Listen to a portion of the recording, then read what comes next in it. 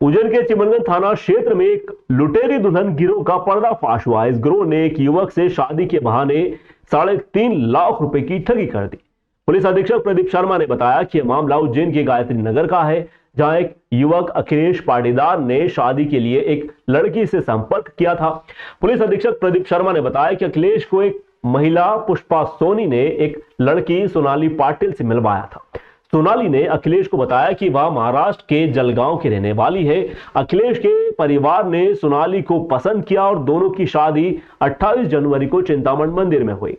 Police अधीक्षक प्रदीप शर्मा ने आगे बताया कि शादी के बाद सोनाली ने अखिलेश के परिवार से 3.5 लाख रुपए लिए और 30 जनवरी को पुलिस को फोन कर बताया कि उसे अखिलेश के परिवार ने जबरदस्ती घर में बंद कर रखा है, मारपीट की जा रही है। पुलिस ने मामले की जांच की और पाया कि सोनाली एक लुटेरी दुल्हन निकली।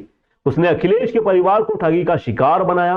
पुलिस ने सोनाली व उसके साथियों के खिलाफ ठगी का मामला दर्ज किया, उनकी तलाश शुरू कर दी है।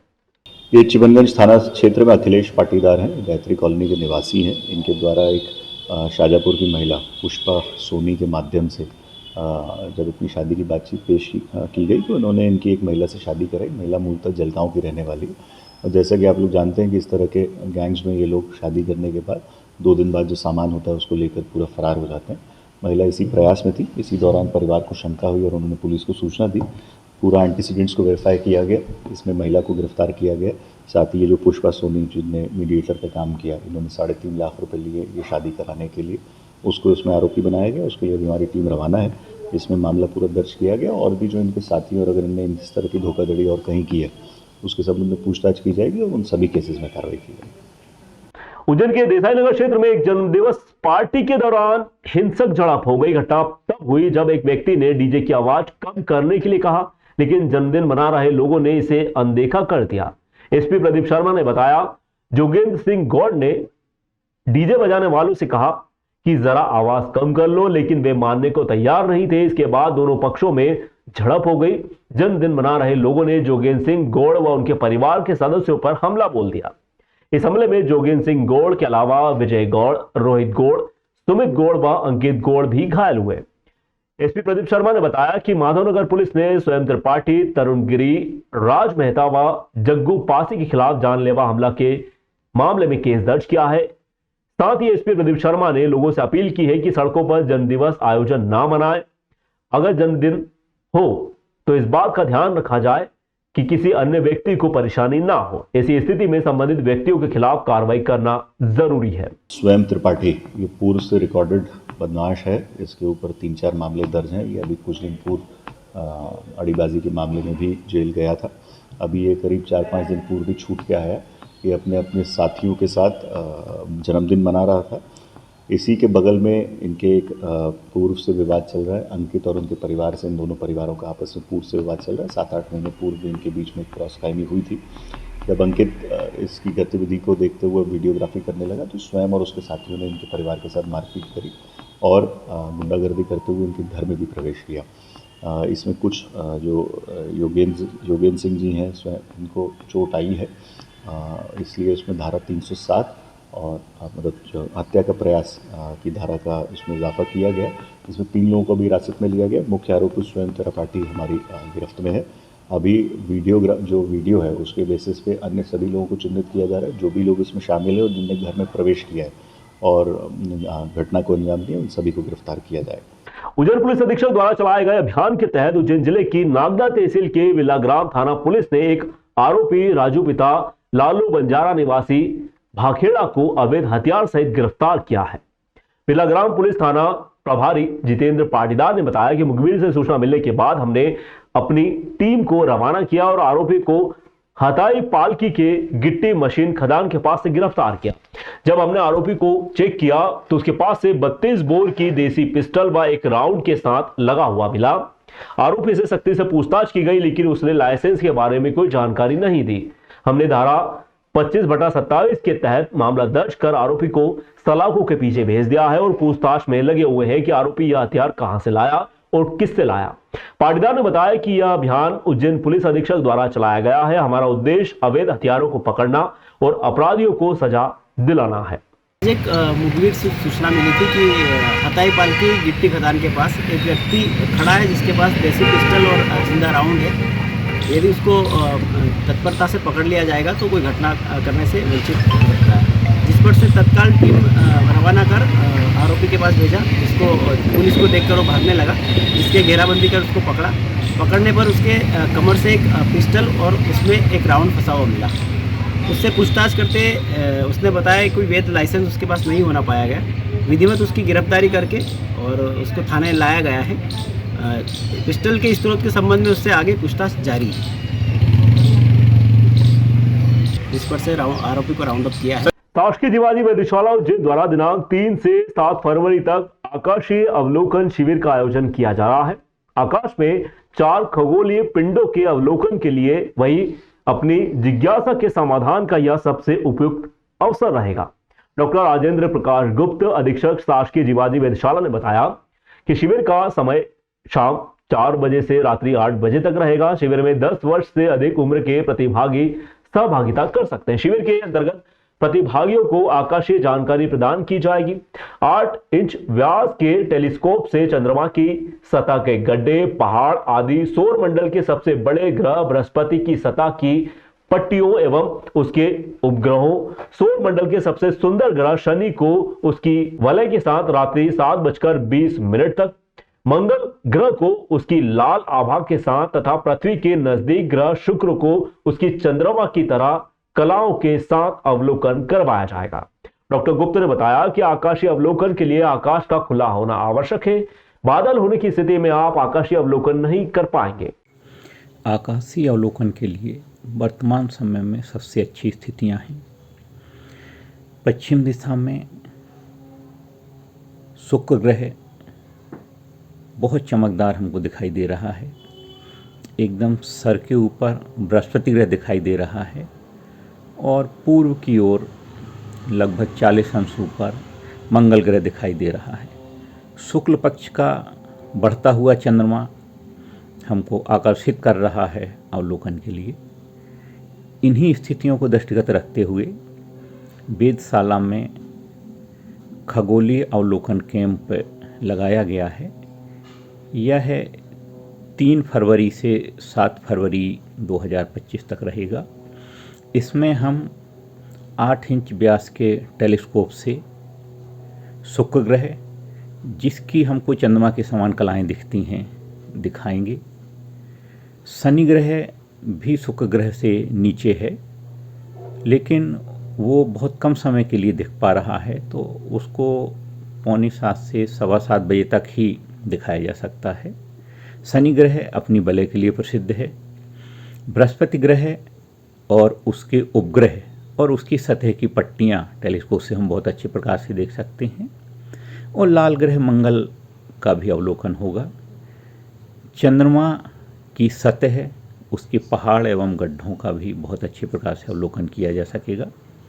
उज्जैन पुलिस ने जनवरी महीने में यातायात सुरक्षा को लेकर एक अभियान चलाया। इसमें जिले के विभिन्न स्कूल, कॉलेजेस व कोचिंग संस्थानों में प्रतियोगिताएं आयोजित की गई। इन प्रतियोगिताओं में भाग लेने वाले बच्चों को पुलिस अधीक्षक ने सम्मानित किया।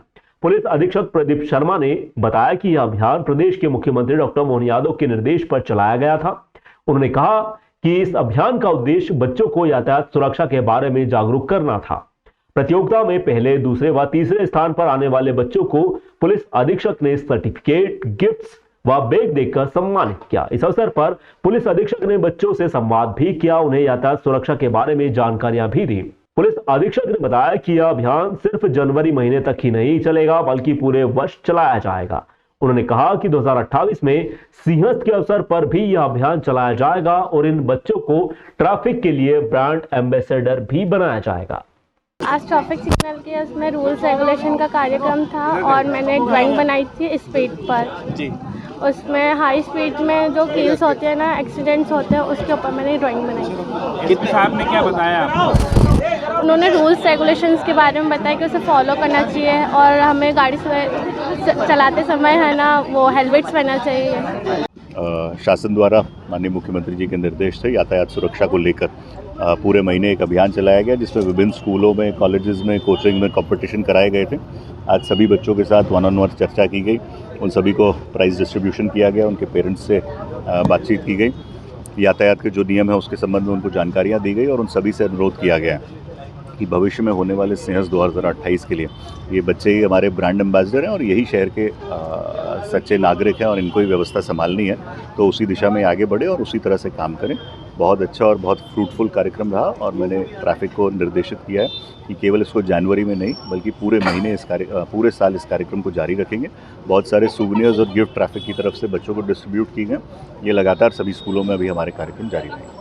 उज्जैन सांसद अली फिरोजा ने आदरणीय प्रधानमंत्री नरेंद्र मोदी व केंद्रीय वित्त मंत्री निर्मला सीतारमण का आभार मानते हुए बजट 2025 को देश के मध्यम वर्ग व किसान भाई बहनों को अमूल्य उपहार बताया है। प्रधानमंत्री के नेतृत्व में हमारी सरकार महिलाओं, गरीबों, युवाओं सहित अन्नदाताओं को सशक्त, समृद्ध व आत्मनिर्भर बनाने के लिए निरंतर ऐतिहासिक निर्णय ले रही है। यह बजट देश के सभी वर्गों के कल्याण एवं उत्थान करने वाला है। इसमें सबसे बड़ी राहत मिडिल क्लास को टैक्स छूट का गिफ्ट देकर की गई है।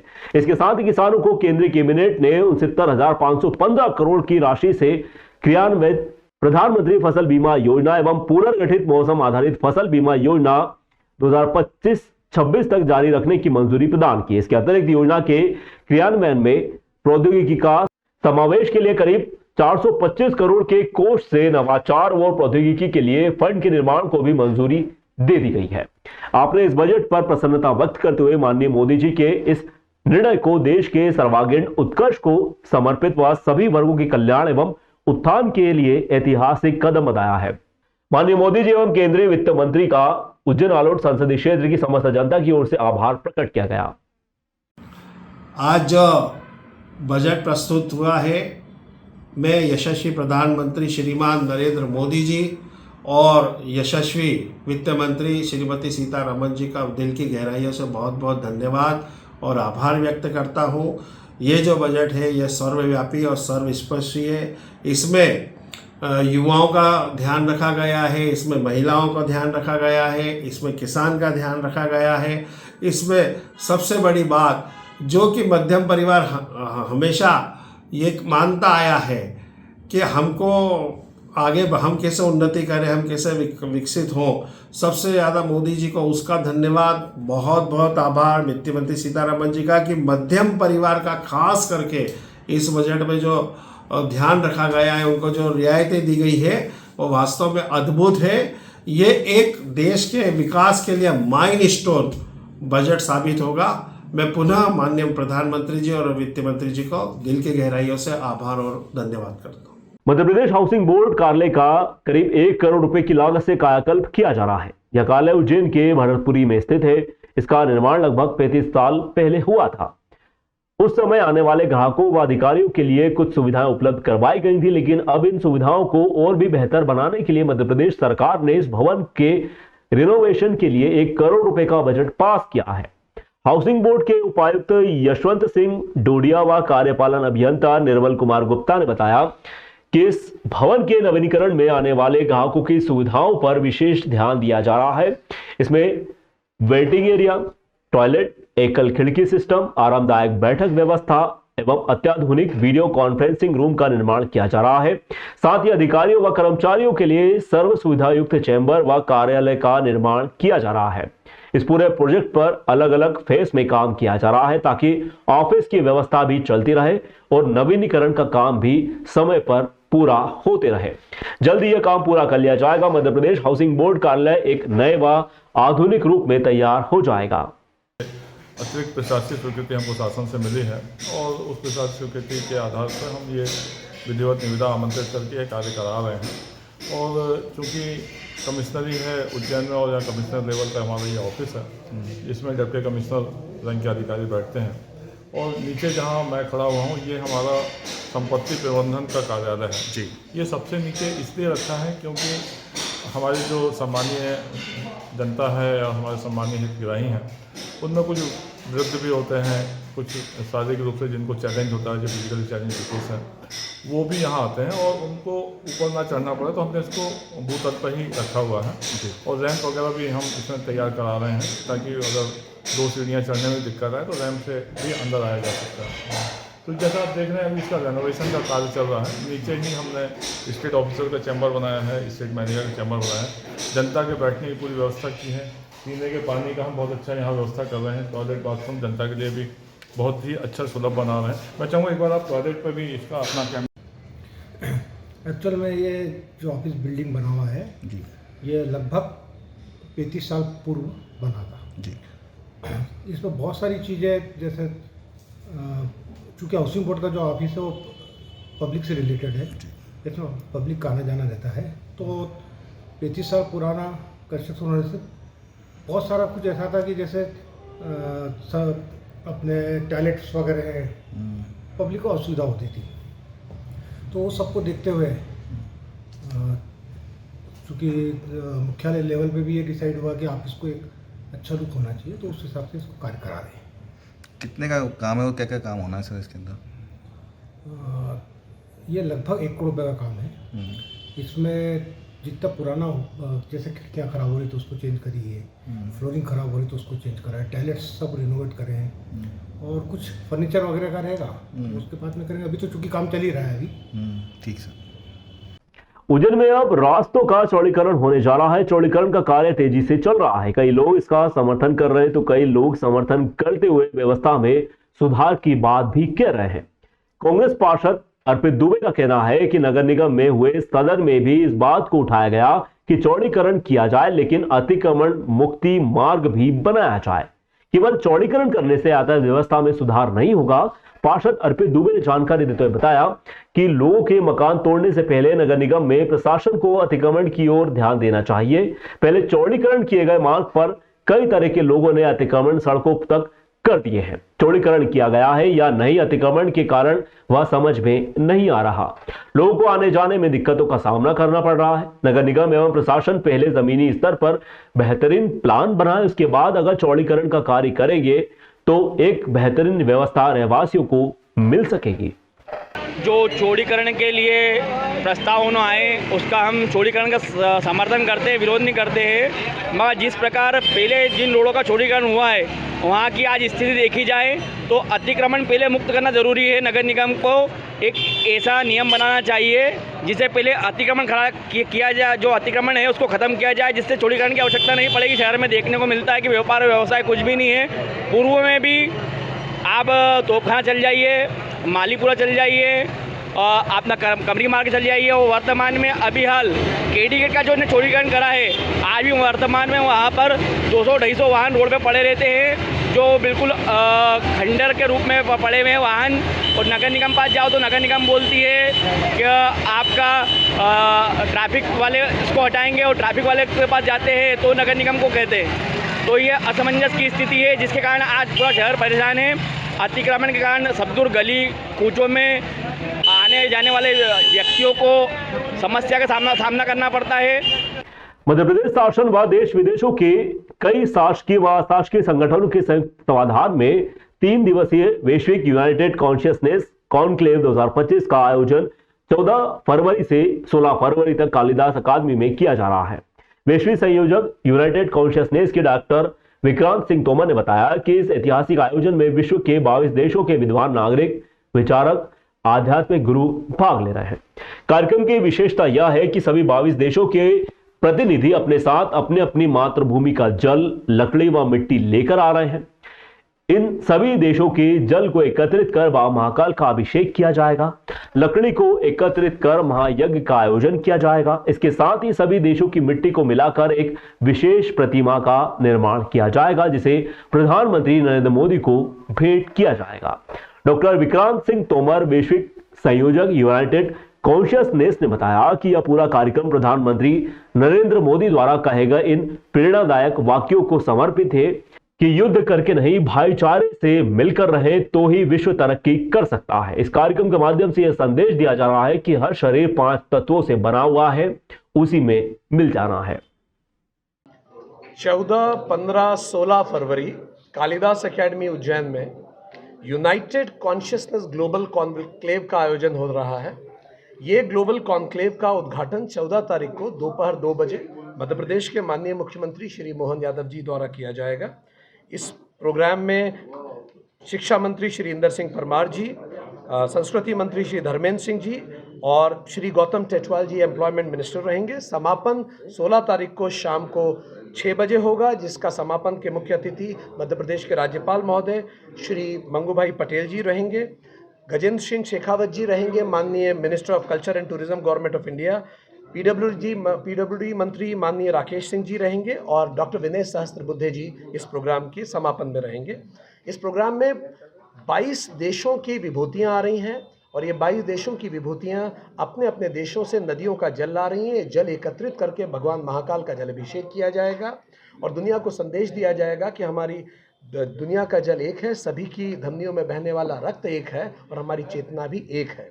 क्योंकि इस प्रोग्राम की जो थीम है वो एकता ही है, पीस है। माननीय प्रधानमंत्री ने कहा कि ये सदी युद्ध की सदी नहीं होगी, इसीलिए इस प्रोग्राम की थीम है एकात्म चेतना से शांति की संस्कृति की स्थापना।